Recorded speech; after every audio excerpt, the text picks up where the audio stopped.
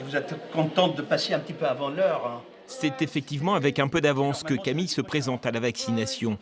Un moment que même à 17 ans, elle attendait avec Je impatience. voulais me faire vacciner dans tous les cas et on attendait vraiment l'heure. On attendait que ça, que les mineurs puissent se faire vacciner. Du coup, on en a profité, on a pris un rendez-vous et comme je peux le faire, tant mieux.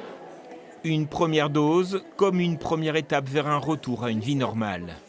C'est déjà un premier pas. Après, je pense que dès que j'aurai la deuxième dose, je me dirai ça y est, tout va recommencer comme avant le Covid et c'est parfait.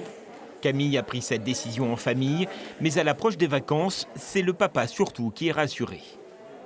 Je suis plutôt soulagé, ouais, parce qu'elle va partir en colonie de vacances cet été avec les jeunes et donc on préfère être prudent et s'assurer que tout se passe bien à son retour de vacances.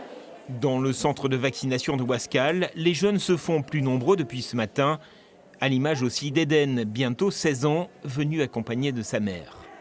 J'ai vu justement qu'il y avait des centres de vaccination qui, plutôt que de perdre des doses, vaccinaient les plus jeunes. Donc je me suis dit, je vais essayer.